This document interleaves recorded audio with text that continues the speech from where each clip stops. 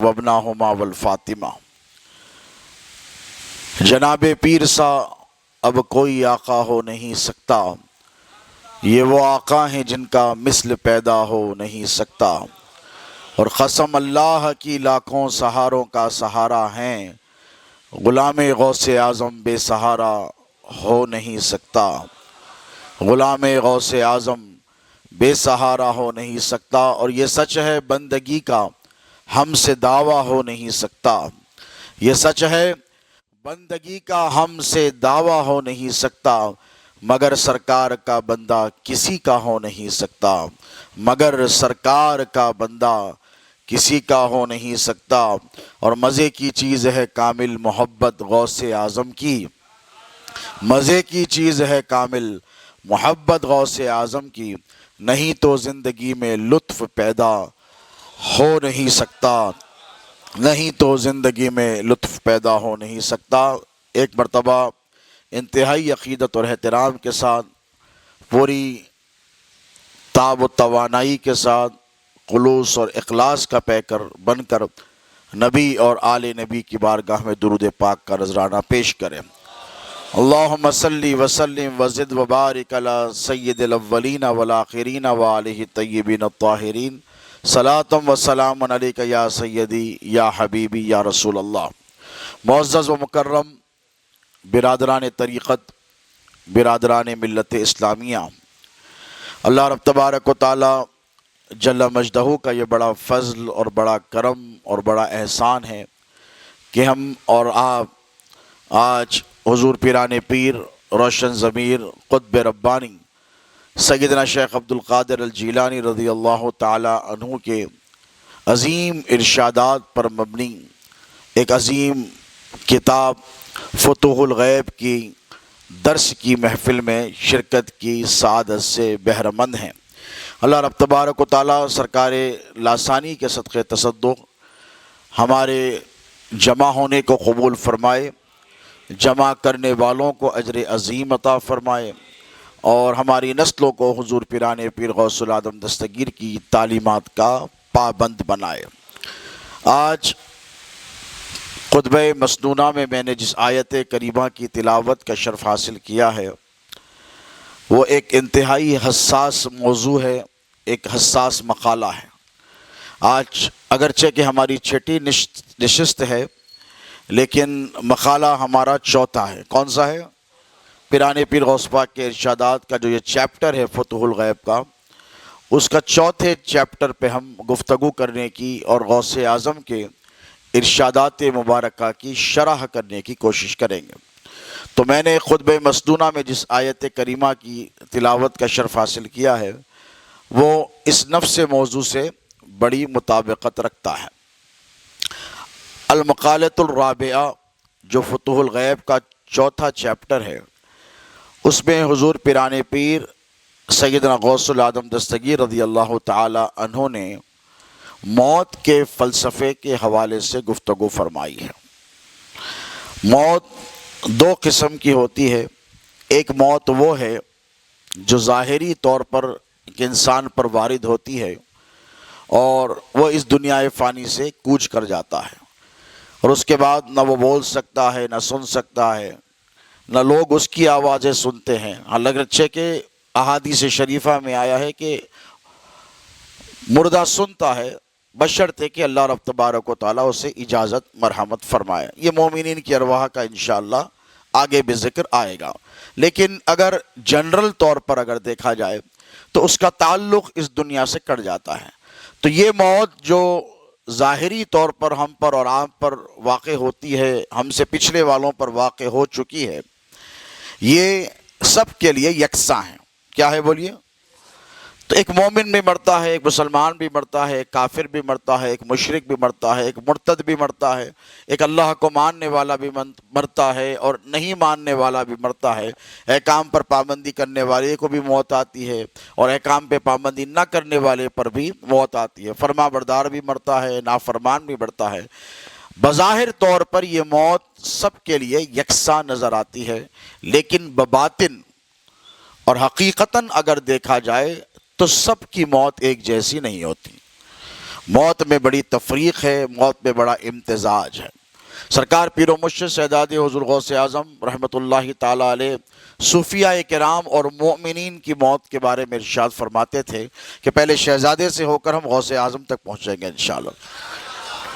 پیر و مرشد اکثر فرمایا کرتے تھے کہ حشر کے میدان سے جن لوگوں کو ڈرایا جاتا ہے، خائف کروایا جاتا ہے، ہیبت دلائی جاتی ہے اور بے چین اور مضطرب کروایا جاتا ہے، تو سرکار پیر و مرشد فرمایا کرتے تھے یقیناً وہ حساب اور کتاب کا دن ہے۔ یوم النشور جو ہے وہ حساب اور کتاب کا دن ہے، اس دن حساب و کتاب لیا جائے گا۔ لیکن سرکار فرمایا کرتے تھے کہ سب کے لیے یہ دن ایک جیسا نہیں ہوگا، کچھ ایسے ہوں گے جو حساب دینے جائیں گے اور کچھ ایسے ہوں گے جو حساب لینے جائیں گے۔ وہ گناہگار ہوں گے جن سے حساب لیا جائے گا کہ تو نے کیا کیا، ایسا کیوں کیا، ایسا کیوں کیا، ایسا۔ دیکھیے ایک اب ماشاءاللہ عبدالعظیم سوداگر ایک بڑے تاجر ہیں اور یہاں کئی تاجرین بیٹھے، رفیق قادری بھی تاجر ہیں، ہمارے خلیل دیشمکھ بھی ہے، کئی تاجرین یہاں پر بیٹھے ہیں کہ آپ کا جو سب سے زیادہ با اعتماد اور بھروسے مند ملازم ہوتا ہے اور جس نے اپنی ایمانداری، دیانتداری، وفا شعاری کے ذریعے آپ کا بھروسہ جیت لیا ہے اور آپ کو یقین ہو گیا ہے کہ یہ میرا نوکر کبھی مجھ سے دغا نہیں کر سکتا، اس لیے کہ اس نے کبھی دغا کی بھی نہیں، تو اپنی دھن، اپنی دولت، اپنی پونجی، اپنا سرمایہ وہ اس کے حوالے کرتا ہے اور شروع میں تو وہ اس سے حساب کتاب لیتا ہے کہ بھئی کوئی کام دیا، اس کو ذمہ داری دی تجارت کی، اس کے بعد کہا کہ بھئی کیا ہے حساب کتاب، تو وہ کہتا ہے کہ سیٹ یہ حساب ہے، یہ حساب ہے، یہ حساب ہے۔ تو ماشاءاللہ سیٹ کی نظر طاہرانہ ہوتی ہے، تجربہ ہوتا ہے، وہ ایک نظر دیکھ لیتے ہیں اور آنکڑے ملا لیتے ہیں، فگرز ملا کر کہتے ہیں بالکل ٹھیک ہے، رکھ دیا۔ پھر دوسرے مرتبہ پوچھا، پھر دیکھ لیا، پھر رکھ دیا، تیسری مرتبہ پوچھا، تو اب اس کی نظر میں فرق پڑنے لگتا ہے۔ وہ پورے کا پورا حساب، حالانکہ میں سیٹ نہیں ہوں، کبھی بھی میں کاؤنٹر پہ بیٹھا نہیں، لیکن کاؤنٹر پہ بیٹھنے والوں کے ساتھ بہت بیٹھا ہوں، تو وہ کیا کرتا ہے حساب کتاب پہلے تو اگر 10 حساب کتاب لکھ کے ہیں تفصیلات تو 10 پہ 10 پہلے نظر کرے گا، بعد میں دیکھے گا تو شروع دیکھے گا، آخری میں دیکھے گا، پھر حساب ملا لے گا۔ اس کے بعد جب اس کا ملازم اس کا بھروسہ جیت لیتا ہے اور ہر طریقے سے وہ اسے ٹیسٹ کر دیکھ لیتا ہے، تو جب اسے یقین ہو جاتا ہے کہ اس نے غلطی نہیں کی تو وہ شروع کا اوپننگ بیلنس دیکھتا ہے اور کلوزنگ بیلنس دیکھتا ہے، اس کے بعد چھوڑ دیتا ہے۔ اور اس کے بعد پھر ایک دن ایسا بھی آتا ہے جب ایاس جیسی صفات پیدا ہو جاتی ہے تو پھر محمود اس پر کامل بھروسہ کرنے لگتا ہے اور پھر وہ پلٹ کر نہیں دیکھتا، اور نوکر آ کر، ملازم آ کر کہتا ہے، خادم آ کر کہتا ہے کہ سرکار یہ میرا حساب و کتاب ہے، تو اس کا مالک کہتا ہے کہ مجھے تجھ پر کامل بھروسہ ہے، تو مجھے کبھی دھوکہ دے ہی نہیں سکتا، یہ کیا حساب کتاب لگا کر رکھا ہے، ہٹا، مجھے تیرے حساب کتاب کی ضرورت نہیں ہے، اسی لیے کہ تو نے کبھی نہ مجھے دھوکہ دیا ہے نہ کبھی تو مجھے دھوکہ دے سکتا ہے، اب مجھے تجھ پر کامل بھروسہ ہو گیا ہے۔ تو بلا تشبیہ و بلا تمثیل اللہ رب تبارک و تعالی کے کچھ ایسے مقرب بندے ہیں جنہیں ہم عام اصطلاح میں اولیاء کرام یا صوفیاء کرام کہتے ہیں، انہوں نے اپنی زندگی میں ایک لمحے کے لیے بھی اپنے حساب اور کتاب میں کوئی گڑبڑ نہیں کی، ایک لمحے کے لیے بھی کبھی انہوں نے حساب اور کتاب میں کوئی گڑبڑ نہیں کی۔ تو شہزاد حضور غوث اعظم پیر و مرشد فرمایا کرتے تھے کہ جنہوں نے ساری زندگی اللہ رب تبارک و تعالیٰ کی اطاعت میں گزاری، فرما برداری میں گزاری، اور ایک لمحے کے لیے، ایک لحظے کے لیے انہوں نے شریعت کے قوانین اور اس کے حدود کو پار نہیں کیا، ایسے بندے جب حشر کے میدان میں جائیں گے تو وہ حساب دینے کے لیے نہیں بلکہ اللہ سے حساب لینے کے لیے آئیں گے اور کہیں گے مولا میں نے زندگی کی ساری خواہشات کو تیری خاطر قربان کر دیا۔ یہی فلسفے کو صوفیاء کرام، بعض لوگوں نے اسے حدیث مبارک کہا ہے لیکن محدثین کہتے ہیں کہ یہ حدیث نہیں ہے، لیکن صوفیاء کرام کی ایک اصطلاح ہے، اور وہ اصطلاح کیا ہے؟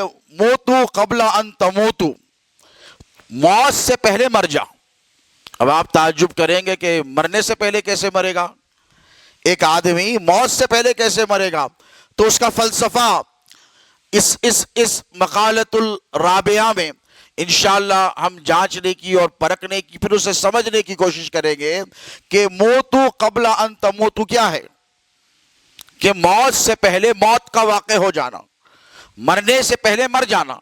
اس کا مطلب کیا ہے کہ انسان کی جو زندگی ہے، یہ زندگی کا جو یہ فلسفہ ہے، یہ زندگی کا ہماری جو کانسیپٹ ہے اور یہ زندگی کا جو سسٹم اللہ رب تبارک و تعالیٰ نے بنایا ہے کہ انسان کے پیدا ہوتے ہی اسے خواہشات عطا کر دی جاتی ہے۔ یعنی پیاس ہوتی ہے، یہ بھی ایک خواہش ہے، بھوک لگتی ہے، یہ بھی ایک خواہش ہے، اگرچہ کہ وہ بولنے کا متحمل نہیں ہوتا نومولود بچہ، اس کے باوجود بھی اس کی ماں اس کے اشاروں کو سمجھ لیتی ہے، اسے پتا ہوتا ہے کہ اسے پیاس کب لگے گی، اور اسے اس کی آواز سے وہ پہچان لیتی ہے کہ صرف رو ہی رہا ہے۔ بظاہر اگر کوئی دوسرا شخص سنے گا تو اسے سمجھ میں نہیں آئے گا، لیکن جب ماں سنے گی تو اسے سمجھ میں آئے گا۔ اگر دوسرا شخص سنے گا تو وہ سمجھے گا رونا تو رونا ہی ہے، سب کا رونا یکساں ہے، ایک جیسا ہے، بچوں کا رو رہا ہے، تکلیف ہوئی ہوگی یا کوئی تکلیف، طبیعت خراب ہوئی ہوگی یا کوئی نہ کوئی وجہ ہوگی، لیکن جب بچہ روتا ہے ایک خاص لہن میں تو ماں اگر چولہے خانے میں اپنے کام میں مشغول بھی ہوتی ہے تو اسے خبر ہو جاتی ہے کہ میرے مننے کو پیاس لگی ہے اس لیے رو رہا ہے، تو اس کے لیے کھانا لے کر نہیں آتی بلکہ اس کے لیے پانی لے کر آتی ہے۔ یہ ماں ہے کہ جب بچہ روتا ہے اور اسے خبر ہوتی ہے کہ یہ پانی کے لیے نہیں رو رہا ہے، کھانے کے لیے رو رہا ہے، تو وہ فوراً اس کے کھانے کا انتظام کرنے لگتی ہے۔ یہ آپ نے دیکھا ہے، یہ منظر ہم نے بھی دیکھا ہے۔ اسے کیسے خبر ہو گئی کہ اسے بھوک لگی ہے، پیاس لگی ہے، یا کسی پرندے نے ستایا ہے، درند نے ستایا ہے، کسی چیٹی نے کاٹا ہے، یا کوئی اور تکلیف ہے، لیکن یہ ماں کی محبت ہوتی ہے، کہ یہ ماں کی ممتا ہوتی ہے، اور یہ ماں کو اللہ رب تبارک و تعالیٰ نے ایک حص عطا کی ہے جس سے ہم ممتا کی حص کہتے ہیں۔ یہ ماں کی ممتا کی سمجھ، اس کی فہم، اس کا ادراک، اس کی انٹیلیجنس کی ایک کیپیبلٹی اور یہ کیپیسٹی ہوتی ہے کہ ماں سمجھ جاتی ہے کہ بچہ کیوں رو رہا ہے۔ تو ذرا سوچو، ایک ماں جس نے تمہیں جنم دیا ہے وہ تمہاری کیفیات سے باخبر ہے کہ تمہیں کس بات نے بے چین کر دیا ہے اور کس چیز نے بے قرار کر دیا ہے، تو ذرا اس ذات کی محبت کے بارے میں سوچو جس نے تم سے ایک ماں کی نہیں 70 ماؤں کی محبت کی ہے۔ اسی لیے اللہ رب تبارک و تعالیٰ خود ارشاد فرماتا ہے کہ سرن و علانیتاً میرا بندہ جو کچھ کرتا ہے وہ مجھ پر ظاہر ہے، اور یہ بھی فرماتا ہے کہ تیرے دل میں جو خیالات جنم لیتے ہیں اے بندے، اگرچہ کہ دنیا پر میں نے ان خیالات کو، ان تفکرات کو ظاہر نہیں کیا ہے، لیکن میرے بندے تیرے دل کے ہر خیال سے تیرا رب باخبر ہے۔ اور اسی لیے حدیث پاک کا مفہوم ہے، حضور فرماتے ہیں کہ اچھا گمان رکھو، کیا کرو؟ اللہ کے ساتھ اچھا گمان رکھو، برا ہوگا، خراب ہوگا، ایسے ہو جائے گا، ویسے ہو جائے گا، یوں ہو جائے گا، پریشانی کا عالم ہے، تجھے کیا خبر کہ یہ پریشانی کس لیے آئی ہے؟ تجھے کیا خبر؟ جیسے ہم نے اس سے پہلے کے مقالے میں، تیسرے مقالے میں ابتلا کے بارے میں سنا تھا۔ ابتلا یعنی مبتلا ہونا، پریشانیوں میں مبتلا ہونا۔ ایک چیز میں مبتلا کر کر اللہ کئی مصیبتوں سے بچا لیتا ہے، کئی پریشانیوں سے بچا لیتا ہے۔ یہ اس کے راز ہے، یہ اس کی حکمتیں ہیں، اور یہ اس کی قدرت کا نظام ہے کہ اللہ رب تبارک و تعالیٰ بندوں کو کئی مصیبتوں سے بچاتا ہے۔ لیکن حضور پیران پیر سیدنا غوث العظم دستگیر اور صوفیاء کرام کا یہ ارشاد مبارک ہے، اور خود غوث پاک نے اسے پریکٹیکل طور پر کر کے بتایا ہے، موتو قبل ان تموتو، مر جا مرنے سے پہلے۔ کیا مطلب اور کیا معنی؟ اس کا معنی اور مفہوم یہ ہے کہ انسان کی جو خواہشات ہوتی ہے، انسان کے خواہشوں کی کوئی انتہا نہیں۔ 2 گز زمین چاہیے، 2 گز کفن کے بعد، اس کی خواہشوں کی کوئی انتہا نہیں۔ اور حدیث پاک میں اللہ کے رسول صلی اللہ علیہ وسلم کا ارشاد مبارک ہے، بخاری اور مسلم کی صحیح حدیث ہے کہ حضور فرماتے ہیں کہ ابن آدم کے منہ کو قبر کی خاک کے سوا کوئی چیز نہیں بھر سکتی۔ اس کا پیٹ بھرنے والا نہیں ہے۔ جب بھرنے والا نہیں ہے خواہشات کی وجہ سے، بھئی ایک انسان ہوتا ہے، ماشاءاللہ ہمارے پاس آج بات چل رہی تھی عظیم سوداگر صاحب سے کہ حیدرآباد ناشتے کے دوران کہ حیدرآباد کی غذا، ماشاءاللہ سرکار حیدرآباد کے لوگ 1.5 پٹ کھاتے ہیں، اور نادر کے 1 پٹ، یہ اندر کی ٹیبل کی باتیں ہیں، تو ہماری باتیں کوئی چھپی چھپائی ہوئی نہیں ہوتی، جو ہوتی ہے وہ ہوتی ہے۔ تو میں نے کہا صحیح ہے، حیدرآباد کے لوگوں کی خواہ زیادہ ہے، وہ زیادہ کھاتے ہیں، کھلایا گیا ہے، نوابوں کے دور میں رہے ہیں، اور ماشاءاللہ افراد کا دور تھا، دولت کا دور تھا، نوابین کا دور تھا، اور بہت زیادہ کھاتے تھے، تو خواہ ان کی زیادہ ہو گئی ہے۔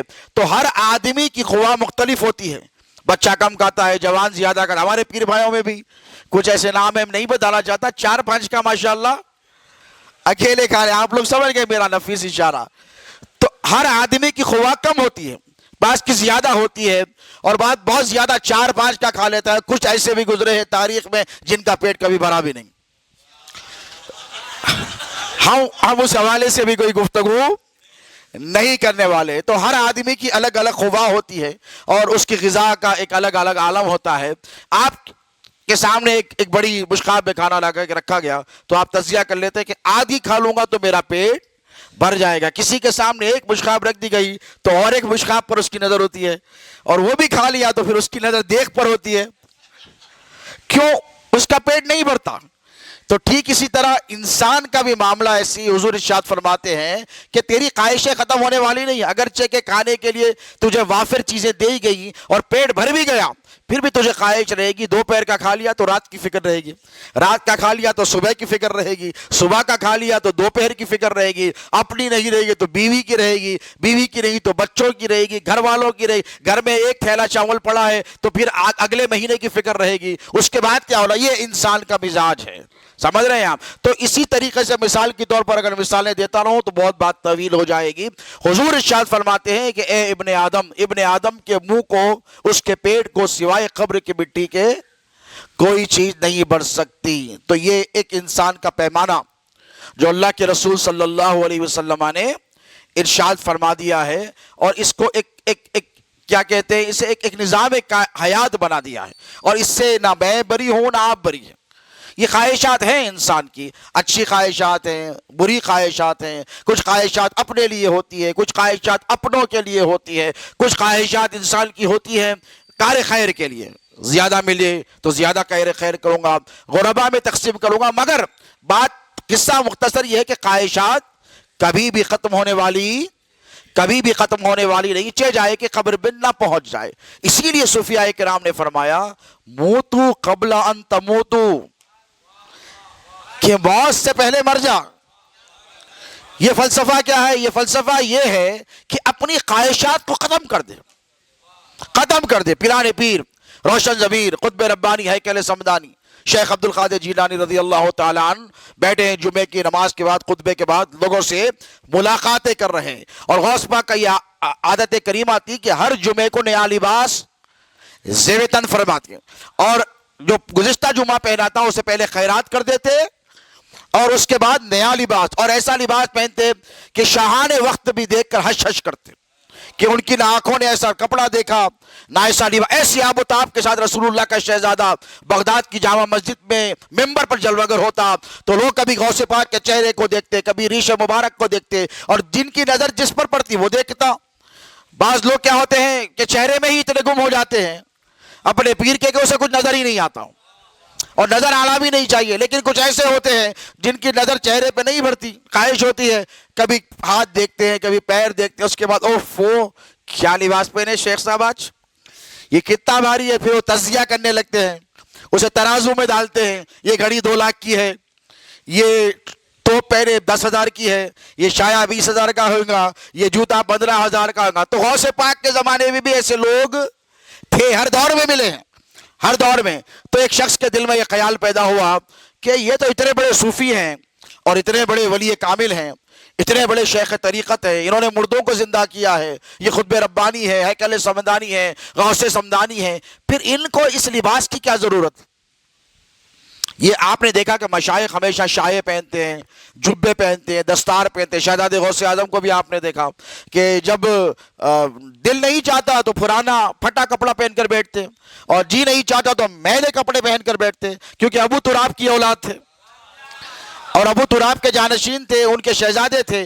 تو کبھی جی نہ مانتا، پیرانی ماں بار بار آ کر کہتی ہیں کہ پاشا کپڑے بدل لیجئے، میلے ہو گئے۔ تو سرکار کہتے چھوڑو بھائی، چھوڑو، ارے کپڑے پہن لیجئے، کتنے میلے ہو گئے، چھوڑو۔ لیکن جب لباس پہننے پر آتے جب لباس پہننے پر آتے تو سارا حیدرآباد کا سارا ہندوستان شہزادے غوث اعظم کی طرف دیکھتا کہ، اور لوگ کہتے کہ لباس اگر پہننا ہو تو کاظم پاشا صاحب کے جیسا پہننا تھا.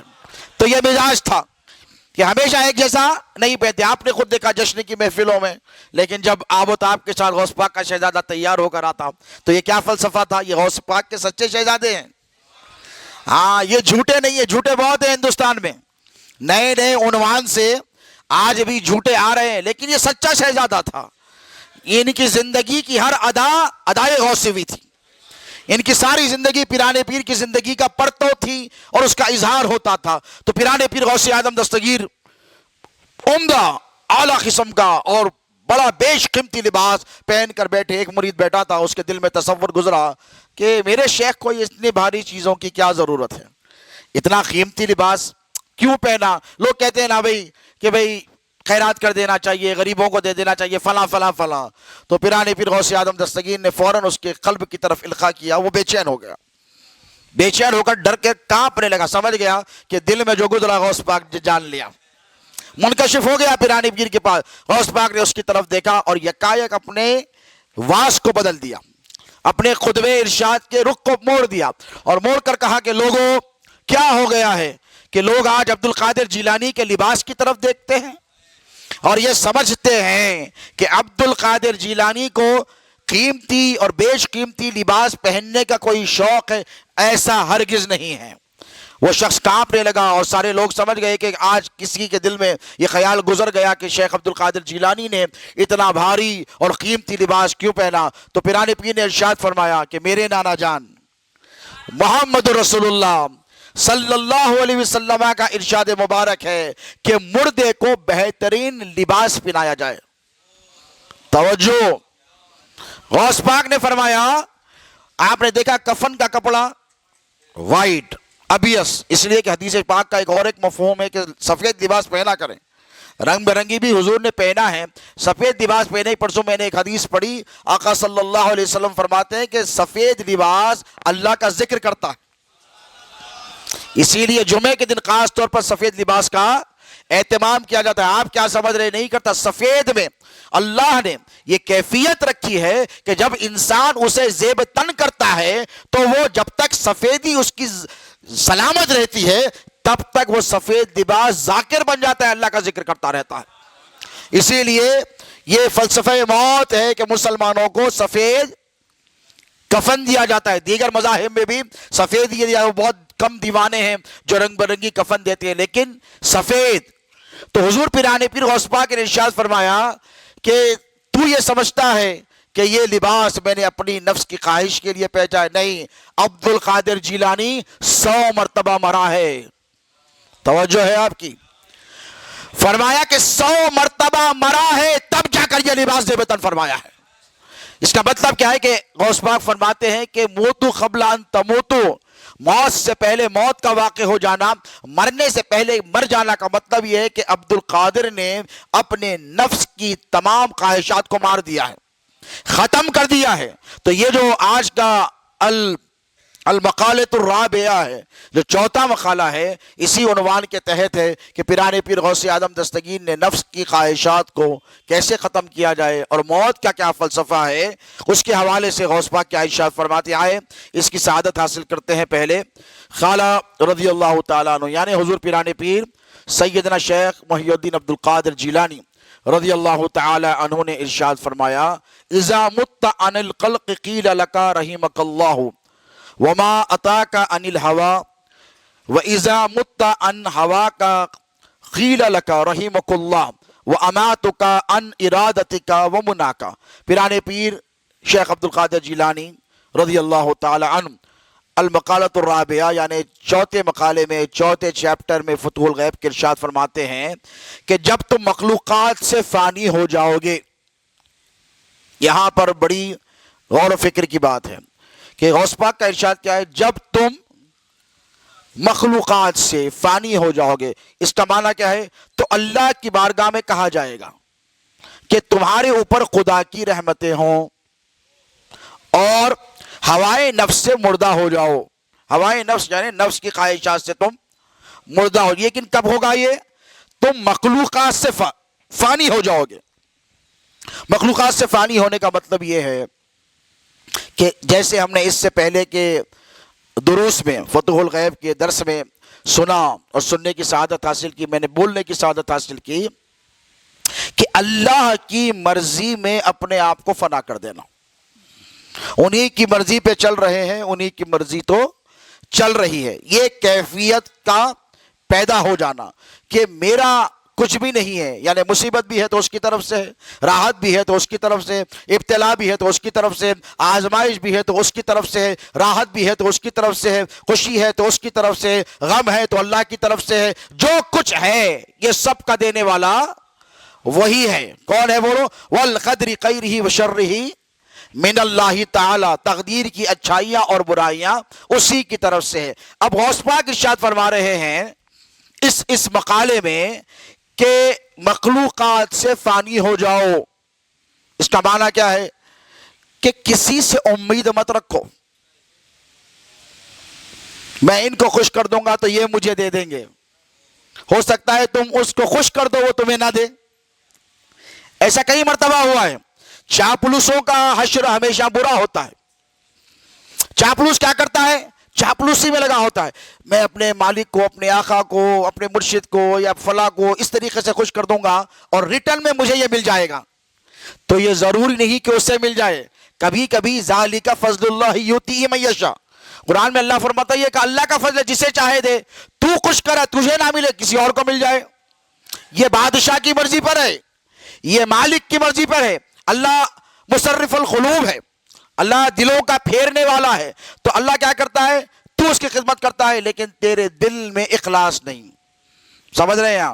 دکھاوا ہے، تیرے دل میں مقصد کا حصول ہے، تیرے دل میں خواہش نفس ہے، تیرے دل میں یہ ہے کہ میں یہ کروں گا مجھے یہ مل جائے گا، یہ کروں گا یہ مل جائے گا، تو محض اپنی نفس کی خواہشات کے لیے خدمت کر رہا ہے، اللہ کے لیے نہیں کر رہا ہے، سمجھ رہے ہیں آپ؟ اللہ کے لیے نہیں کر رہا ہے۔ جب بندہ اللہ کی رضا کو اپنے کسی عمل میں شامل کر لیتا ہے، چاہے جائے کہ وہ اللہ کے کسی بندے کی خدمت کیوں نہ کر رہا ہے، تو اللہ یہ ارشاد فرماتا ہے کہ یہ تیرا کام تیرے لیے نہیں ہے اور اس بندے کے لیے بھی نہیں، یہ تو میری رضا کی خاطر کر رہا ہے۔ دیکھیے حدیث پاک کے الفاظ ہے وَلَوْ أَنَّ عَبْدَيْنَا أَن تَحَابَّ فِي اللَّهِ عَزَّ وَجَلَّ وَاحَدُوا فِي الْمَشْرِقِ وَآخِرُوا فِي الْمَغْرِبِ لَجَمَعَ اللَّهُ بَيْنَهُمَا يَوْمَ الْقِيَامَةِ يَقُولُ هَذَا الَّذِي كُنْتَ تُحِبُّ فِيهِ۔ یہ حدیث مبارک ہے، حدیث صحیح ہے۔ اللہ کے رسول صلی اللہ علیہ وسلم فرماتے ہیں کہ حشر کے میدان میں اللہ دو بندوں کو جمع کرے گا، جمع کر کر کہے گا آپس میں تم ایک دوسرے سے مل لو، تو یہ کہیں گے مولانا میں اسے جانتا ہوں، نہ میں اسے پہچانتا ہوں، نہ یہ حشر میں میرے کام آنے والا ہے، نہ میرے نامہ اعمال میں اس کی محبت کی وجہ سے وزن ہونے والا ہے، اور نہ ہی یہ میرے گناہ لے کر جانے والا ہے، تو میں اس سے کیوں ملوں؟ توجہ طلب بات، تو اللہ فرماتا ہے وَلَوْ أَنَّ عَبْدَيْنَا أَن تَحَابَّ فِي اللَّهِ عَزَّ وَجَلَّ وَاحَدُوا فِي الْمَشْرِقِ، ایک دنیا کے اس کونے میں، یعنی ایک نادیڑے میں رہتا تھا، ایک حیدرآباد میں رہتا تھا، ان دونوں کو ملائے گا، لَجَمَعَ اللَّهُ بَيْنَهُمَا يَوْمَ الْقِيَامَةِ، اور کس دن ملائے گا؟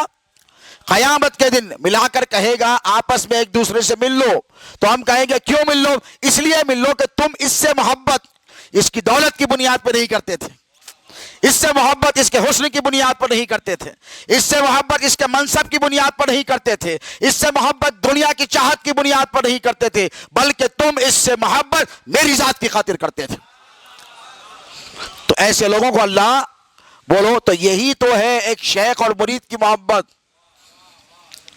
مسئلہ یہ ہے کہ آج ہم سے محبت کی جاتی ہے کہ سرکار کے مریدوں میں بہت پیسے والے مرید ہیں بعض، تو ہو سکتا ہے کہ ہمارا کچھ بھلا ہو جائے، مال آ جائے، پیسہ آ جائے، دولت مل جائے۔ اب ایک تصور ہے دنیا میں لوگوں کے درمیان، ہے نہیں؟ بولیے آپ، تو نہ ایسا نہ کیا جائے، بلکہ محبت جب کی جائے تو خالص بولیے۔ دیکھیے آپ اگر کسی سے محبت کریں تو وہ کہاں تک صلہ دے سکتا ہے آپ کو؟ بھئی کتنا دے گا؟ 10,000 دیا کتنے دن رہیں گے؟ 20,000 دے دیا کتنے دن رہیں گے؟ چلو 1,00,000 بھی دے دیا کتنے دن؟ ختم ہو جانے والے ہیں نا۔ لیکن اس محبت میں اگر آپ نے وحدہ لا شریک کی ذات کو شامل کر لیا کہ کسی سے بھی محبت کرو، مجھ سے کرو، رسول اللہ صلی اللہ علیہ وسلم کا کیا ارشاد ہے؟ اللہ سے محبت کرو کیونکہ وہ تمہارا خالق ہے، اس نے تمہیں پیدا کیا، وہ تمہارا رازق ہے، وہ تمہیں رزق دینے والا ہے۔ مجھ سے محبت کرو اللہ کی محبت کی خاطر۔ کیا فرمایا؟ مجھ سے محبت کرو میری محبت کی خاطر نہیں، مجھ سے محبت کرو اللہ کی محبت کی خاطر، اور میری اہل بیت سے محبت کرو میری محبت کی خاطر۔ تو رسول اللہ نے ایک سٹیپ بائی سٹیپ، درجہ بدرجہ، بتدریج اللہ کے رسول صلی اللہ علیہ وسلم نے بتایا کہ تمام تر محبتوں کی بنیاد اور اس کی منزل کیا ہونی چاہیے؟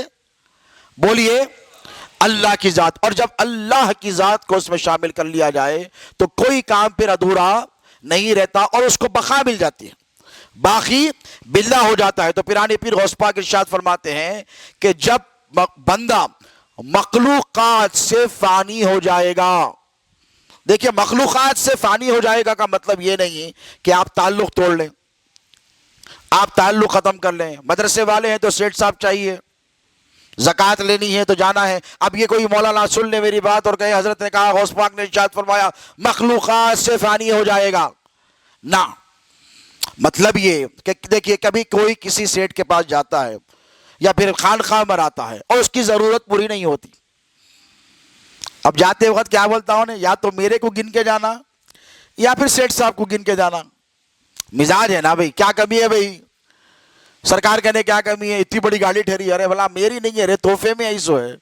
اب انہیں نہیں سمجھتا، انہیں اتنے بڑے بڑے لنگر آئے سرکار کے پاس، ماشاءاللہ لہے تو ہے 50-60 لاکھ کے اوپر کے لنگر آئے سال میں، یہ میرے پیر کا فیضان ہے، اور زیادہ بھی آئیں گے تو کھلائیں گے کیونکہ غوث پاک کی اولاد ہے۔ اب ہمیشہ ایک جیسی صورتحال نہیں ہوتی، سمجھ رہے ہیں آپ، اور ایک جیسا مزاج بھی نہیں ہوتا، ایک جیسا موڈ بھی نہیں ہوتا۔ اب اگر کوئی میرے پاس آئے فار ایگزامپل اور میں کسی مرید کی ضرورت کو پورا نہ کر سکوں، چاہے اسے دولت چاہیے میں نے دے سکا، اور بسا اوقات وقت چاہیے میں اسے نہیں دے سکا، اسی لیے بسا اوقات ایسا ہوتا کہ میں نکلتا رہتا ہوں، لوگ آ جاتے ہیں، سلام سرکار وہاں سے آیا یہاں سے، ارے بولا بھائی فلائٹ کا ٹائم ہو رہا، میری ٹرین کا ٹائم ہو رہا، گاڑی آ کے ٹھہری، میرے کو جانا ہے میٹنگ میں۔ ایسی چاہے بڑے سرکار تھے تو ٹائم دیتے تھے، علی پاشا دے رہی نہیں۔ یہ ایک ایلیگیشن ہے میرے اوپر، ایک الزام ہے، میں مانتا ہوں، ٹھیک ہے، بڑے سرکار کے معاملے الگ تھے، وہ توکل کی زندگی تھی بڑے سرکار کی، لیکن جو مشن مجھ کو میرے پیر نے دیا ہے مجھے اسے پورا کرنا ہے۔ وہ بادشاہ تھے، میں نوکر ہوں، اتنا ہی فرق ہے۔ اور بادشاہ کی اپنی مرضی رہتی، جہاں بھی نہیں آتا تیرے پاس چل، ارے کون کیا کر لیتا، کون آ کے پوچھتا آپ کو آنا ہی آنا ہے، میں نہیں گیا تو تنگ کر دیتے لوگ، تو ان کا مزاج الگ تھا۔ اب وہ مجھے نوکری پر لگا کے گئے، یہاں پہ بھی جانا، وہاں پہ بھی جانا، ادھر بھی جانا، ادھر بھی جانا، یہ بھی کرنا، وہ بھی کرنا۔ تو خلاصہ کلام یہ کہ اگر میں نے تمہاری ضرورت کو پورا نہیں کیا تو تم یا تو اپنے آپ پر ملامت کرو گے یا مجھ پر ملامت کرو گے۔ اگر کسی دولت مند نے، کسی سیٹ نے تمہاری ضرورت کو پورا نہ کیا تو تم اس پر ملامت کرو گے۔ تو پیرانے پیر غوث اعظم کیا فرماتے ہیں کہ جب تو مخلوقات سے فانی ہو جائے گا، مطلب یہ کہ میں تو آیا تھا سیٹ کے پاس، میں تو آیا تھا مولانا کے پاس، انہوں نے اگر میری ضرورت پوری نہ کری کوئی بات نہیں، اللہ تو ہے نا وہ پورا فرمائے گا۔ تو یہ خیال ہونا چاہیے، کیا ہونا چاہیے؟ بولو الٹیمیٹلی، اور یہ خیال ہونا چاہیے۔ کبھی عظیم سیٹ کے پاس آئے، کبھی قلی دیشمکھ کے پاس آئے، کبھی ہمارے رفیق بھائی کے پاس آئے، یہ سیٹ ہیں بڑے بڑے ماشاءاللہ، واجد انصاری بھی بڑے سیٹ ہیں، اڑاتے زیادہ۔ آج میں نے کئی ایک سوشل میڈیا پر ایک کلپ دیکھی، میری روح کام گئی اور دل بڑا بے چین ہو گیا کہ پاکستان کی سرزمین پر پڑوسی ملک میں ایک حافظ صاحب رو رہے ہیں، مسجد کے امام رو رہے ہیں بڑی شد و مت کے ساتھ۔ لوگوں نے جا کر پوچھا آپ کیوں رو رہے ہیں؟ تو کہنے لگے کہ میری بیوی مجھ کو چھوڑ کر چلی گئی ہوں۔ تو انہوں نے کہا کیوں چھوڑ کر چلی گئی؟ تو کہنے لگا امام مسجد کا کہ میری تنخواہ اتنی کم ہے کہ میری بیوی کا گزارا ہوتا ہے نہ بچوں کا۔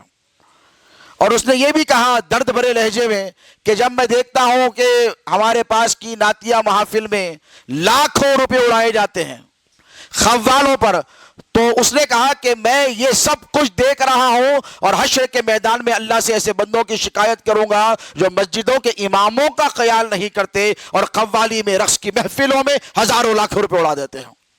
تو میں نے کہا دس از دا ٹائم، یہ وقت ہے کہ ہم خود اپنا محاسبہ کریں. کیا کریں بھائی؟ وہ پڑھنے والا تو ماشاءاللہ لاکھوں کروڑوں روپے لے کے چلے جا رہا، کبھی جا کے مسجد میں امام صاحب کے اوپر اڑا دیتے. واجد بھائی میرے کو معلوم ہے، یقین ہے، اب پڑھا تو تراویح جا کے اس کو بھی دے دیتے، لیکن ہمیں اپنے طرز زندگی میں تبدیلی لانی چاہیے اور ان کی ضرورتوں کو پورا کرنا چاہیے جو آپ کی خدمت کے زیادہ بولیے حقدار ہے. وہ کام مت کرو، جیسے ہماری اس سے پہلے بات ہوئی تھی کہ جس سے تم خوش ہوتے ہو، وہ کام کرو جس سے تمہارا رب خوش ہوتا ہے. یہی ہے نفس موتو قبل ان تموتو کا فلسفہ. کیا ہے بولیے؟ وہ نہ کر جس سے نفس خوش ہوتا ہے، وہ کر جس سے تیرا رب خوش ہوتا ہے. ایسے کرنے والوں کے لیے اللہ نے کیا فرمایا؟ یا ایتھا النفس المطمئنہ ارجعی الی ربک راضیۃ مرضیہ فادخلی فی عبادی وادخلی جنتی. ایسے لوگوں کے بارے میں جن کا نفس مطمئن رہے گا، اللہ فرمائے گا، کیا فرمائے گا؟ یا ایتھا النفس، اے نفس مطمئنہ، اپنے رب کی طرف پلٹ جا، آ جا، ہم تیرا استقبال کریں گے، ہم تیرا آدر کریں گے، تجھے آنر دیں گے. اپنے نفس کی خواہشات کو تو ہمیشہ کچلتا رہا اور ہماری مرضی پہ چلتا رہا، ہماری مرضی پہ تیرے زندگی گزاری. اب کیا ہے؟ ہمارے بندوں میں تو شامل ہو گیا ہے، تجھے ہم اپنی جنت پہ بھی شامل فرما دیں گے. تو یہ ہے فلسفہ. پیرانی پیر کا ارشاد مبارک المقالۃ الرابعہ کا پہلا ارشاد کیا ہے کہ مخلوقات سے فانی ہو جاؤ گا. کیا ہو جائے گا؟ بولیے، مخلوقات سے فانی ہو جائے گا. یعنی اگر آپ کی ضرورت کسی بندے سے پوری نہیں ہوتی ہے، ہو جائے شکریہ ادا کر دینا. کیا کرنا بولو؟ اور اگر نہ ہو تو سمجھ لینا کہ میرے مقدر کا اس کے پاس رکھا ہوا نہیں. یہ کون ہوتا ہے مجھے دینے والا؟ اور اگر اللہ چاہتا تو میں آیا تھا 10,000 مانگنے، یہ 50,000 دے کر بھیجتا، 1,00,000 دے کر بھیجتا. اب چونکہ میرے مقدر کا یہاں پر لکھا نہیں ہے تو ایسے شخص کو جو اسے منع کرے اس پر ملامت نہیں. اگر ایسا کرے گا تو پیرانے پیر کیا فرماتے ہیں؟ جب بندہ مخلوقات سے، خاص طور پر مریدین کے لیے، کہ مخلوقات سے فانی ہو جائے گا. ڈاکٹر کے پاس گئے علاج کرانے کے واسطے، اچھا ہو گیا، کیا اچھے ڈاکٹر ہے. طبیعت خراب ہو گئی، آج چل رہی تھی نا بات اس ٹاپک پہ بھی، اگر طبیعت خراب ہو گئی، اچھا کرا، زبردست ڈاکٹر ہے، برا ہو گیا، ذلیل ہے، کمینہ ہے، فلاں ہے، ایسا ہے، کیا کرے گا وہ بیچارہ؟ نعوذ باللہ، وہ خدا تو ہے نہیں نا، وہ تو آپ کے اوپر ایکسپیریمنٹ کر رہا ہے، یہ دوا دیتا ہے، وہ دوا دیتا ہے. اگر فائدہ ہو تو مومن کی شان کیا ہونی چاہیے؟ خاص طور پر قادریوں کی شان کیا ہونی چاہیے؟ اچھا ہوا اللہ کی طرف سے، برا ہوا عبداللہ کی طرف سے، برا بھی اللہ کی طرف سے ہوا ہے. تقدیر کی اچھائی اور برائی دونوں اللہ. تو اس صورتحال میں اگر بندہ آ جائے گا، مسئلہ کیا ہوتا ہے کہ پیر صاحب نے تعویذ دے دی، جادو کی چھڑی تھوڑی ہے کہ لگ جائے بھئی. اللہ کی مرضی کے سامنے کسی کی مرضی چلنے والی ہے؟ بولیے ہے نہیں ہے. کئی لوگوں کو میں نے دیکھا، بڑے بڑے خانوادوں کے بڑی بڑی قربانیاں دے کر بیٹھے ہیں. کربلا کا سانحہ خود آپ کی نگاہوں کے سامنے ہے، بدر و حنین آپ کی نگاہوں کے سامنے ہے. امام حسن مجتبیٰ علیہ السلام جن کا نام لے کر تم اگر زہر کھا لو پی لو تو وہ تمہاری مدد کر کے بتا سکتے ہیں، لیکن جب ان کو زہر دیا گیا تو انہوں نے زہر کی طرف بھی توجہ کی ہوگی، اس کے قطرات کی طرف بھی توجہ کی ہوگی، اور اس کے بعد الٹیمیٹلی مخلوط سے فانی ہو گئے تھے. وہ بات سمجھ رہے ہو؟ امام حسن مجتبیٰ علیہ السلام مخلوقات سے، اللہ کی مخلوق ہی تو ہے نا، یہ انسان ہے، یہ شر ہے، یہ فائدہ پہنچانا ہے، یہ نقصان دینا. امام حسن مجتبیٰ نے کہا کہ اس زہر کا خالق میرا اللہ ہے، اب تک اس نے چاہا تھا کہ یہ مجھے نقصان نہ پہنچائے، تو 6 مرتبہ مجھے دیا گیا، نقصان نہیں ہوا. اگر اب کہ وہ چاہے گا کہ یہ مجھے نقصان پہنچائے تو پھر حسن مجتبیٰ، حسن ابن علی کو دنیا میں کوئی نہیں بچا سکتا. مخلوقات سے فانی ہونا کی سب سے بہترین دلیل امام حسن مجتبیٰ علیہ السلام کا یہ واقعہ ہے. اور مخلوقات سے فانی ہو جانا کسے کہتے ہیں؟ ایک سے ایک اجلہ صحابہ مدینے میں موجود ہے، مکے میں موجود ہے، لیکن امام حسین علیہ السلام جب کربلا کے لیے نکلے تو کسی کا ہاتھ پکڑنے نہیں کہا کہ چلو میرا ساتھ دو، اور یہ بھی نہیں کہا نہیں چلو گے تو نانا سے شکایت کر دوں گا. کتنے بڑے بڑے تھے بھائی، چاہتے تو 1,00,000 2,00,000 جمع نہیں کرتے. امام حسین بولیے کر سکتے تھے لیکن نہیں کیا. کیوں؟ امام حسین اس منزل پر تھے کہ مخلوقات سے فانی ہو گئے تھے. تو کون ہوتا ہے حسین کو بچانے والا؟ ارے 10,000 کیا 10 لاکھ بھی آئے، 10 کروڑ بھی آئے، تو تم اگر اللہ چاہتا ہے کہ حسین شہید ہو تو حسین شہید ہو کر رہے گا.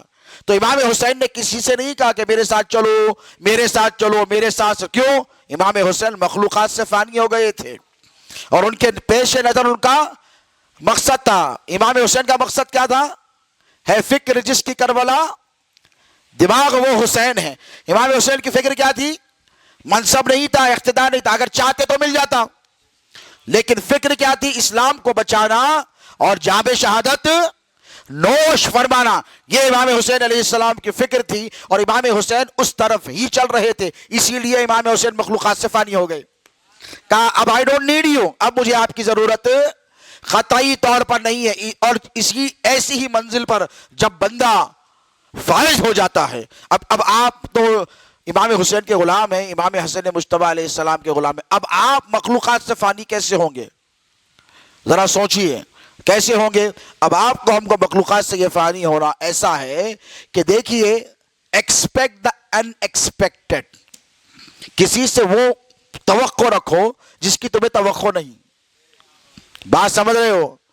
آپ جاتے بندے سے دل میں تمنائیں لے کر، جا رہا ہوں آج تو کام ہو جاتا، میرا مل ہی جاتے میرے کو پیسے، ڈاکٹر کرنے جا رہے ہیں صحت مل جاتی، شیخ کرنے جا رہے ہیں تعویذ دیتے میرا کام ہو جانے والا ہے کہ نہیں؟ ارے سرکار تعویذ دیتے کاوش نہیں ہوا، کیا دیے گی کیا نہیں دیے گی. یہ ایک مزاج لوگوں میں پیدا ہو رہا ہے.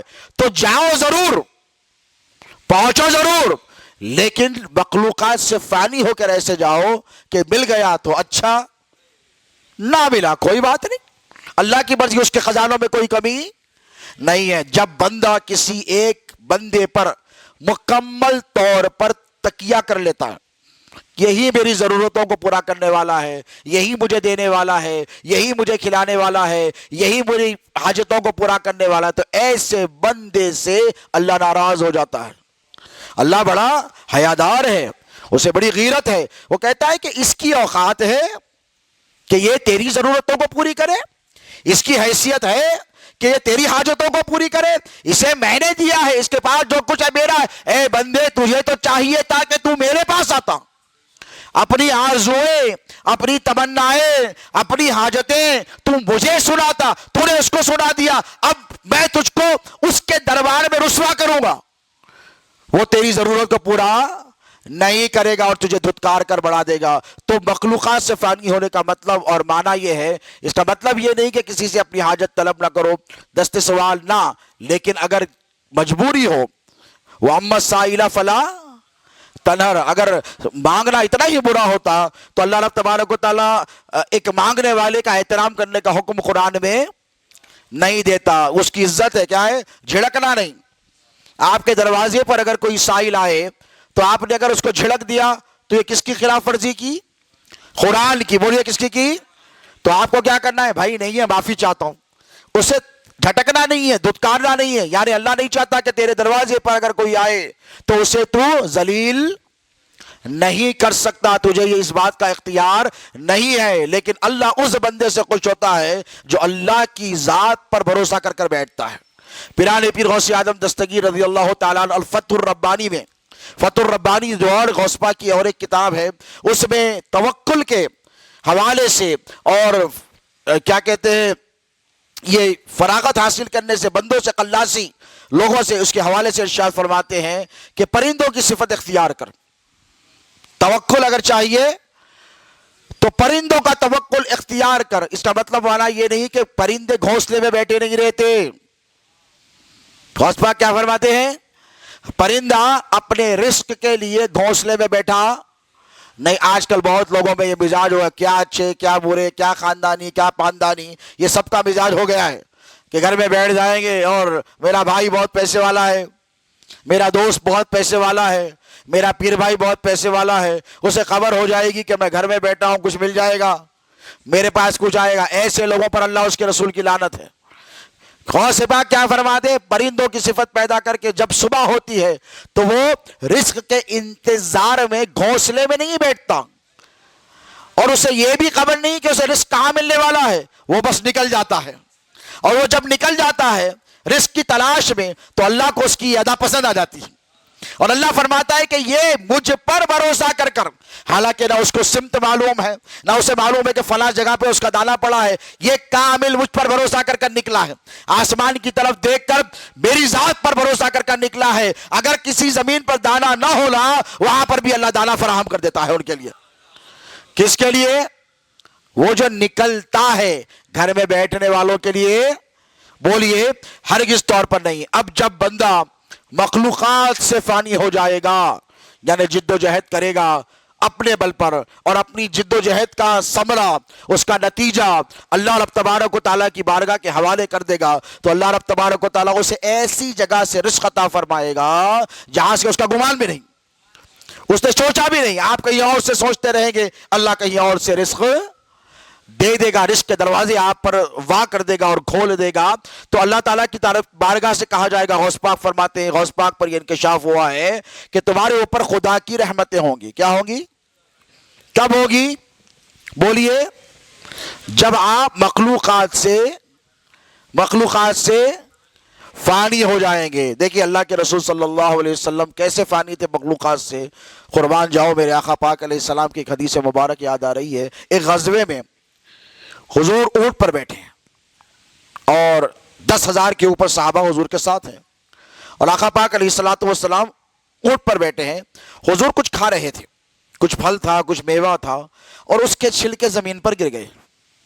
توجہ ہے آپ کی؟ اس کے چھلکے زمین پر گر گئے۔ حضور نے کہا سواری روک دو۔ صحابہ نے کہا کہ کیا معاملہ ہے، کہ ابھی تو نکلے تھے۔ حضور نے سواری کیوں روک دی؟ حضور نے سواری روک دی اور سواری کو بٹھایا۔ اونٹ کا اٹھانا بٹھانا آسان مرحلہ نہیں ہوتا ہے۔ حضور نے سواری روکی، اونٹ کو بٹھایا، نیچے اترے، پلٹ کر گئے، جہاں کچرا گرا تھا وہاں سے حضور نے خود اٹھایا اور کونے میں لے جا کر اس کو ڈال دیا۔ صحابہ نے یہ منظر دیکھا، دنگ رہ گئے۔ ذرا آپ سوچئے، اگر میرے آقا چاہتے تو صحابہ کو حکم کرتے کہ وہ گرا ہے اٹھا دو، لیکن قربان جائیں پیرانے پیر غوث اعظم دستگیر کہ پیرانے پیر کے جتنے ارشادات ہیں وہ قرآن اور حدیث کا نچوڑ ہیں، وہ قرآن اور حدیث کا ریفائنڈ موڈ ہے، بالکل چھان کر پیرانے پیر غوث اعظم دستگیر نے اپنے نانا جان کی زندگی امت کے سامنے پیش کی ہے، قرآن کا نچوڑ پیش کیا، اس لیے کہ رسول اللہ اپنی حاجت کے لیے، ہے کوئی کائنات میں جو رسول اللہ کی حاجت کو پورا کرے؟ اپنی حاجت کے لیے کہ میری ضرورت ہے، مجھ سے گرا ہے، میں خود اٹھاؤں گا۔ اپنی حاجت کے لیے کچھ نہیں مانگا، جب مانگا تو دین اسلام کی بقا کے لیے مانگا۔ یہیں سے کربلا کا فلسفہ بھی سمجھ میں آ جاتا ہے کہ امام حسین چاہتے تو اپنی زندگی مانگ لیتے۔ حسین کربلا کی سرزمین پر زندگی مانگنے نہیں، موت مانگنے گئے تھے۔ موتو قبل ان تموتو کی منزل میں تھے۔ تو جب آپ ایسی منزل پر فائز ہو جائیں گے تو اللہ کی طرف سے آپ پر رحمتیں ہوں گی، اور ہوائے نفس سے وہ شخص مردہ ہو جائے گا۔ یعنی نفس کی خواہشات، بولتے نا نفس کی خواہشات ختم کرنا ہے، بولتے نہیں بولتے؟ کیسا ختم ہوں گی نفس کی خواہشات؟ بولیے مخلوقات سے فانی ہو جانا۔ مخلوقات سے فانی ہو جانے کا مطلب یہ ہے کہ بھئی دیا اس کی اوقات نہیں ہے، دینے والی ہے ذات اللہ کی۔ واللہ یؤتی وانا قاسم، حضور ارشاد فرماتے ہیں کہ اللہ دینے والا ہے اور میں تقسیم کرنے والا ہوں۔ توجہ، اس حدیث پر غور کیجئے، میں وہی تقسیم کروں گا جو اللہ دے گا۔ حدیث کی شرح پر غور کیجئے آپ، میں وہی دوں گا جو اللہ نے مجھے دیا ہے۔ تو الٹیمیٹ سورس کیا ہے؟ مخلوقات سے فانی ہو جانا، اور اپنی آرزوؤں کو، اپنی تمناؤں کو بندوں کے سامنے نہیں پیش کرنا چاہیے۔ پہلے جیسے ہم نے ابتلا کے حوالے سے سنا تھا، ٹھیک اسی طرح نفس کی ضرورتوں کے حوالے سے بھی میں آپ سے کہوں گا کہ پہلے از خود کوشش کرنی چاہیے۔ کیا کرنا چاہیے؟ خود مرو تو خدا ملتا ہے، نہیں ہے کہ نہیں؟ بولیے، وہ مرے گا تو تجھے خدا تھوڑی ملے گا، اسے ملے گا۔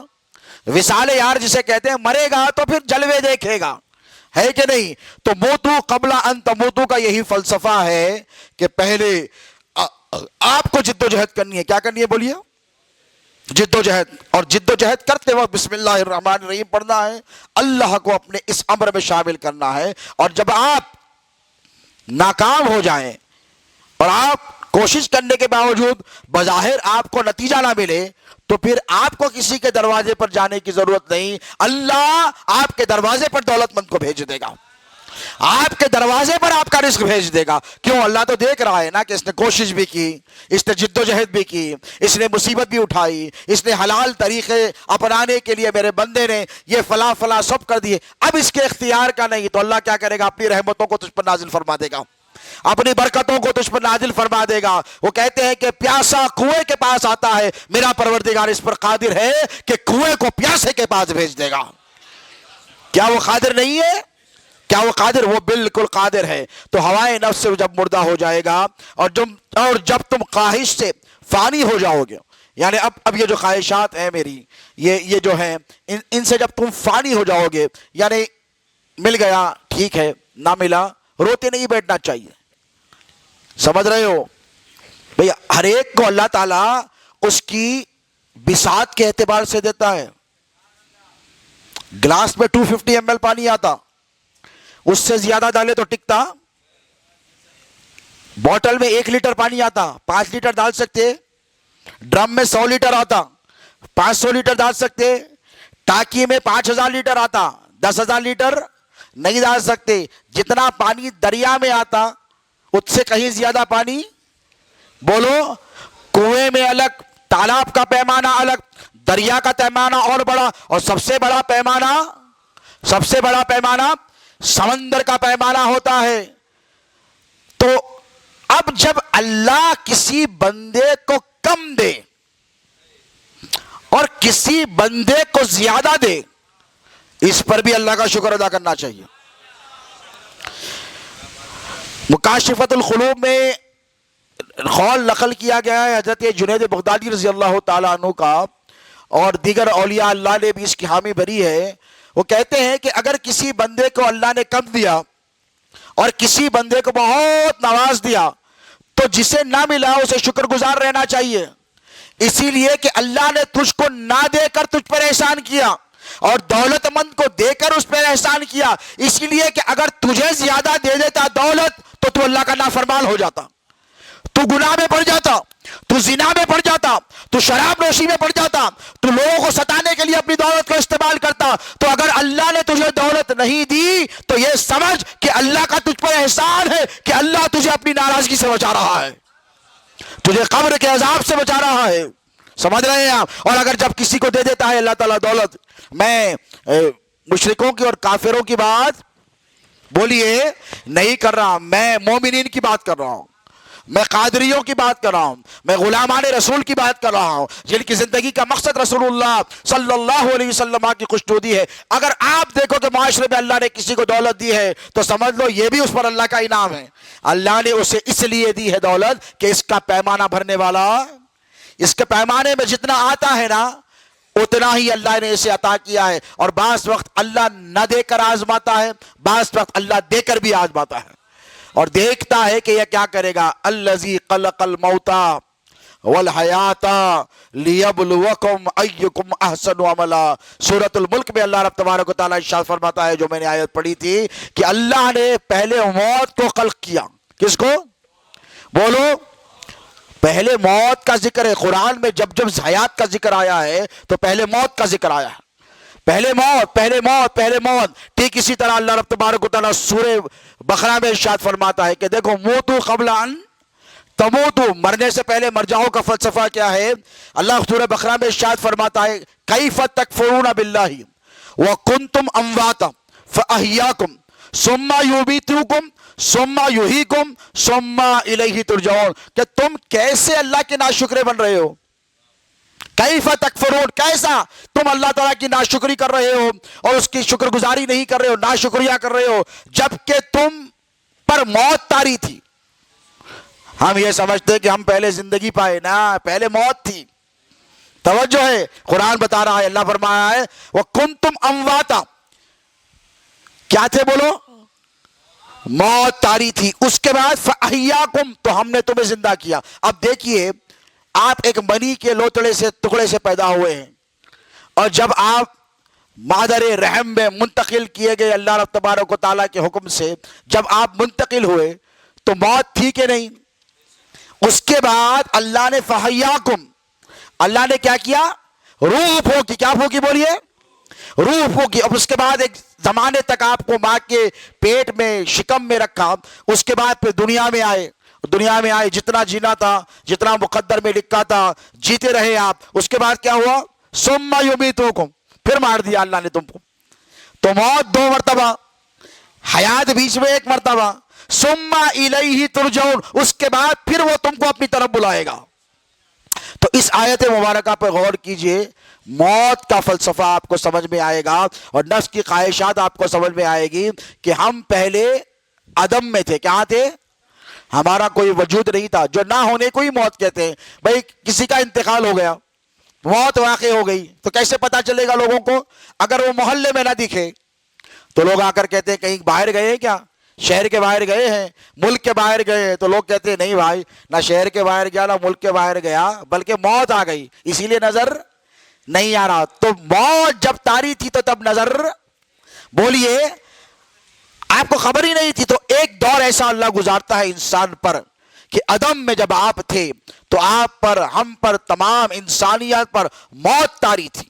اس کے بعد اللہ نے پھر پیدا کیا آپ کو اس دنیا میں، اس کے بعد پھر مارا، پھر برزخ کی زندگی سے گزارے گا، اس کے بعد ثم الیہ ترجعون. تو یہ ہے موت کا فلسفہ جس کے بارے میں حق سبحانہ و تعالیٰ نے قرآن مجید میں ارشاد فرمایا. اور پیرانے پیر غوث اعظم دستگیر ارشاد فرماتے ہیں کہ اللہ فرمائے گا تم پر، جب تم خواہش سے فانی ہو جاؤ گے تو تمہیں فرمایا جائے گا اللہ تعالیٰ تم پر رحمت کرے اور تمہیں اوروں، آرزوؤں اور تمناؤں سے موت عطا کرے. اللہ اکبر.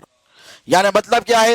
بے جا تمنائیں لے کر دل میں بیٹھنا اور محنت نہیں کرنا، کوششیں. بھائی تمنائیں کیا ہے؟ ہمارے دل میں اتنی تمنائیں گھر کر جاتی ہیں، بیٹھے بیٹھے بس خیالی پلاؤ ہے، زندگی گزار رہے ہیں. کسی کو دیکھا اس کے پاس بڑا گھر ہے، دولت ہے، فلاں ہے، آسائش ہے، سکون ہے، اطمینان ہے. اس کے پیچھے جو محنتیں ہوتی ہیں اس پر بھی نظر کرنی چاہیے.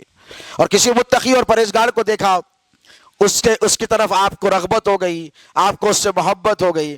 تو یہ تقوی اور پرہیزگاری اختیار کرنے کے لیے پس منظر میں، بیک گراؤنڈ میں اس شخص نے جو قربانیاں دی ہیں آپ کو اس کا بھی اندازہ کرنا چاہیے. کوئی بھی چیز ہوتی ہے نا، یہ بغیر محنت کے نہیں ملتی. تو سلسلہ قادریہ پریکٹیکلٹی کا سلسلہ ہے. کیا ہے؟ بولیے کیا ہے؟ پریکٹیکلٹی کا سلسلہ. تو ایک بار پھر سے سبق یاد کر لیں کہ پیرانے پیر غوث اعظم دستگیر کیا ارشاد فرما رہے ہیں کہ جب بندہ مخلوقات سے کیا ہو جائے گا؟ فانی ہو جائے گا. اس کا مطلب یہ ہے کہ اس کا لب لباب یہ ہے غوث اعظم پیرانے پیر کے ارشاد کا کہ تمنا اور آرزو کا پورا کرنے والا بندہ نہیں ہے، خالق ہے. کون ہے؟ خالق ہے. تو نہیں، تیری اوقات نہیں ہے، تیری استطاعت نہیں ہے، تیری حیثیت نہیں ہے کہ تو میری ضرورتوں کو پورا. اور جب اگر یہ فیلنگ آ جائے گی تو آپ کا دل ٹوٹنا بند ہو جائے گا. لوگوں سے یاد رکھیے، آج کل معاشرے میں سب سے بڑی خرابی کیا ہے کہ ہم نے اپنی ضرورتوں کو بندوں سے جوڑ دیا ہے. سیٹ صاحب کر دیں گے، بھائی کر دے گا، باپ کر دے گا، بہن کر دے گی، ماں کر دے گی، چچیرا کر دے گا، پھپھیرا کر دے گا، دوست کر دے گا. نہ، آپ کا دل آپ خود توڑ رہے ہیں. تو اندوہ کے آپ کو شکار ہو رہے ہیں. سمجھ رہے ہیں آپ میری بات؟ تو مخلوقات سے آپ کو تمنائیں نہیں جوڑنی ہیں، خالق سے جوڑنی ہے. بولیے کس سے؟ کس سے جوڑنی ہے؟ الٹیمیٹ عطا کرنے والی سورس اللہ رب تبارک و تعالیٰ کی ذات ہے. تو سب سے پہلے جد و جہد سلسلہ قادریہ کی تعلیمات کا لب لباب پیرانے پیر غوث اعظم دستگیر کا یہی ہے کہ بندہ محنت کرے. کیا کرے؟ بولو کیا کرے؟ محنت کرے، جستجو کرے، جد و جہد کرے، کاروبار کرے، پورے ایمانداری کے ساتھ کرے، نمازیں پڑھے، پوری ایمانداری کے ساتھ پڑھے، چوری کی نہ پڑھے. اور غوث پاک یہی چاہتے ہیں کہ تم جد و جہد کرتے رہو. کیا کرتے رہو؟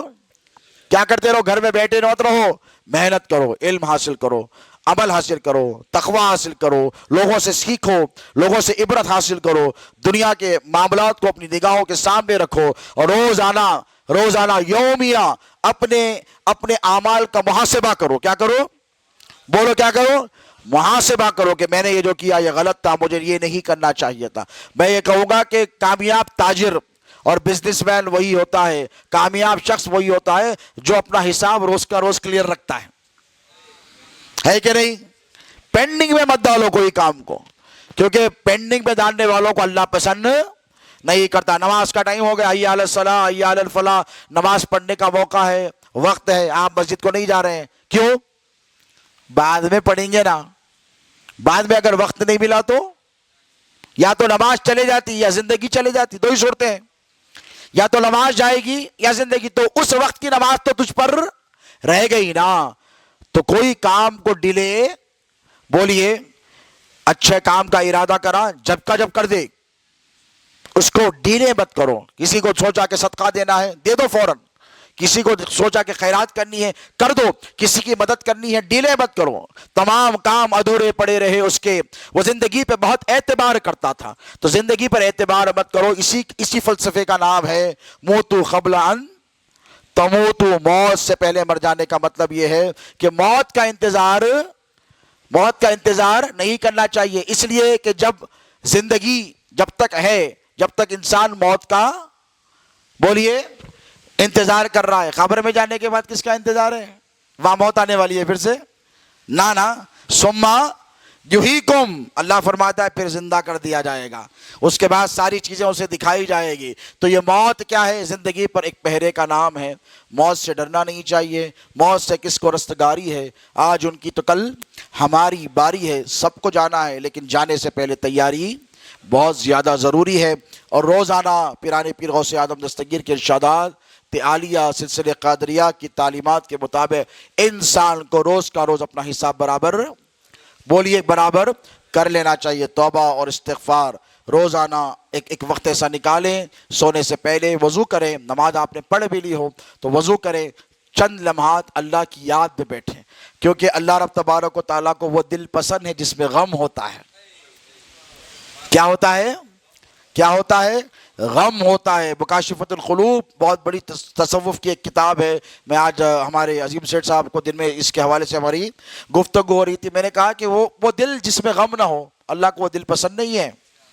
بھئی اگر اللہ نے آپ کو آپ کی آل اولاد کے غم سے فارغ کیا کر رکھے، اللہ کسی کو آل اولاد کا غم نہ دکھائے، کسی کو آزمائشوں میں مبتلا نہ کرے۔ آپ کو فراوانی ہے، دولت ہے، سب کچھ ہے، اس کے باوجود بھی غم ہونا چاہیے۔ غم کیسا ہونا چاہیے؟ اللہ کی یاد کا غم ہونا چاہیے، اس کا فراق ہونا چاہیے۔ اے اللہ تو نے مجھے بنایا، تو نے مجھے پیدا کیا، اے اللہ اتنے برس ہو گئے دنیا میں گزر کر، آج تک میں نے تیرا دیدار نہیں کیا، اس کا غم ہونا چاہیے۔ غم کس بات کا ہونا ہے؟ تو نے مجھے اتنی نعمتیں دی، اے اللہ میں نے ٹھیک طریقے سے تیرا شکر ادا نہیں کیا، اس کا غم ہونا چاہیے۔ اللہ تو نے مجھے اتنی برکتوں سے نوازا، صحت سے نوازا، لیکن میں نے تجھے تیری جیسی مجھے عبادت کرنی چاہیے تھی، اے اللہ میں نے تو ایسی عبادت تیری نہیں کی، اس کا غم ہونا چاہیے۔ نہ میں تیرا شکر بجا لا سکا پورے طریقے سے، نہ تیری نعمتوں پر تیرا شکرانہ ادا کر سکا، نہ میں نے ہزاروں راتیں پائی میرے مولا، اے میرے پروردگار میں نے ضائع کر دی، میں نے برباد کر دی۔ کبھی دوستوں کے ساتھ بیٹھا رہا، کبھی رشتہ داروں کے ساتھ بیٹھا رہا، کبھی دعوتوں میں رہا، کبھی سیر تفریح میں رہا، کبھی ٹی وی کے سامنے رہا، کبھی موبائل فون کے ساتھ گزار دیا۔ اس بات کا غم ہونا چاہیے کہ پروردگار تو نے تو مجھے مہلت دی تھی، کیا اچھا ہوتا یہ وقت اگر میں تیری بارگاہ میں سجدے کر گزارتا۔ تو یہ غم اس طریقے کے غم ہونے چاہیے۔ اور اگر غم نہ ہو تو اللہ اس دل کی طرف، حزن نہ ہو تو اللہ اس دل کی طرف توجہ بھی نہیں فرماتا۔ تو غم کون سا ہونا چاہیے؟ میرے والدہ کے نانا نے فرمایا تھا کہ غم حسین خدا سب کو سرفراز کرے، یہی وہ غم ہے جو ہر غم سے بے نیاز کرے۔ تو اہل بیت کا غم ہونا چاہیے، پیر چلے گئے پیر کا غم ہونا چاہیے، پیرانے پیر کی یادوں کا غم ہونا چاہیے کہ سرکار آپ نہیں ہیں، آپ کا زمانہ پاتا تو کیسا ہوتا، آپ کی مجلس سے پاتا تو کیسا ہوتا، آپ کی محفلیں پاتا تو کیسا ہوتا، آپ کی فرمانبرداری نہیں کر رہا ہوں کرتا ہوتا تو کیسا ہوتا۔ تو ایک مومن کی فکر ہمیشہ اپنے پیر سے لے کر، پیرانے پیر سے لے کر خواجہ کل حضور پاک علیہ الصلوۃ والسلام اور پھر اللہ رب تبارک و تعالیٰ تک، ہمیشہ اس کی فکر کا دائرہ وسیع رہنا چاہیے۔ جب تمہاری فکر میں تمہارا پیر ہوگا، جب تمہاری فکر میں پیرانے پیر ہوں گے، جب تمہاری فکر میں امام حسین ہوں گے، جب تمہاری یادوں میں حسن مجتبیٰ ہوں گے، جب تمہارے افکار میں مولا علی ہوں گے، جب تمہارے تصورات میں رسول اللہ ہوں گے، خدا کی عزت کی قسم ایسے پاک تصورات میں شیطان داخل ہی نہیں ہو سکتا۔